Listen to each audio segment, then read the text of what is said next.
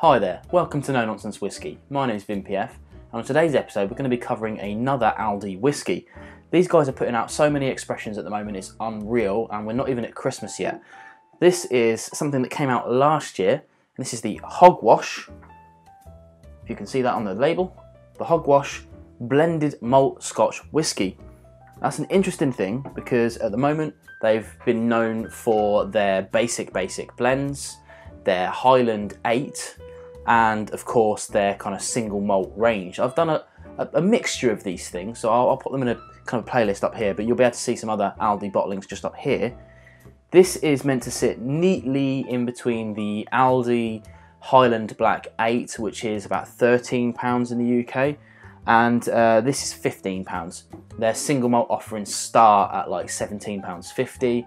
Sometimes the special releases go to £20, and then beyond for the aged versions, because sometimes they bring out like a 26-year-old something or whatever. This is undisclosed, so we don't know where this has come from, but the general design of it all and the fact that it's a blended malt means that I think it's trying to compete with stuff like Monkey Shoulder, which I have also reviewed.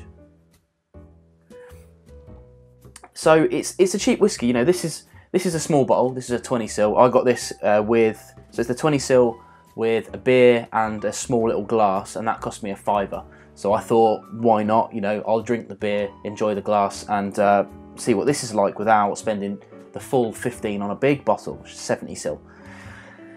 But really, is it any good? That's what we're looking at today. You know, £15 is a decent amount of money for whiskey, you know, if it's good. But let's have a go and see if it's really worth it. Now, straight away on the nose, it's really sweet.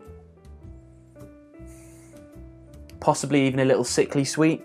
I quite like sweet whiskey, so I don't find it too sickly, but I know some people have found it too sweet.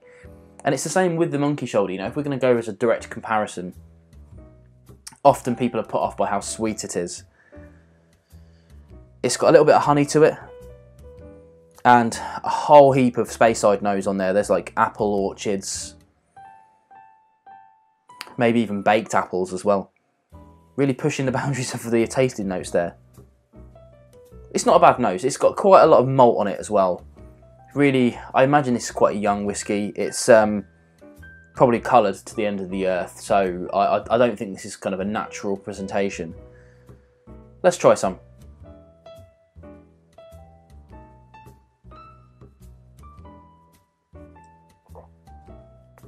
Okay, interesting. It's got some of that honey that we were talking about on the nose, but it has kind of like a nutty element to it as well. It's yeah, kind of nutty.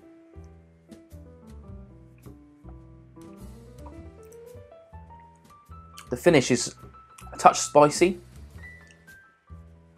but although it's kind of medium, it drops off really quickly, and it's like super drying and a bit of a sour, bitter finish. Yeah, so it's interesting, you know. It's enjoyable while you're drinking it, not so much on the back end. Not enjoying it that much on the back end. But I think generally speaking, so let's talk about price. £15 it really is not a lot of money when you're talking about whiskey. That's your really basic supermarket blends. So your kind of famous grouse and bells and things like that. This beats those, and it beats the Highland Black 8, which I don't like at all, actually. So it beats that. So for the extra £2, you are getting a superior whiskey. My problem is that it's not quite good enough to compete with anything else. So if £15 is your budget, then I don't think you can get much better than this, to be brutally honest. But for £2 more, you can get some of the single malts that ALDI do, if ALDI is your go-to.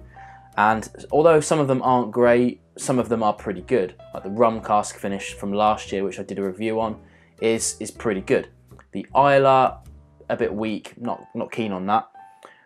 So I think it's priced very well. It's priced very well. You can't really complain at £15. But for me, I think if £15 was my budget, I would rather save that for 2 months and spend £30 on something that is actually really, really nice, rather than just kind of palatable and acceptable, which this really is. You know, I'm not going to sit there and bash it, because it isn't bad by any stretch of the imagination. It just falls short of being good.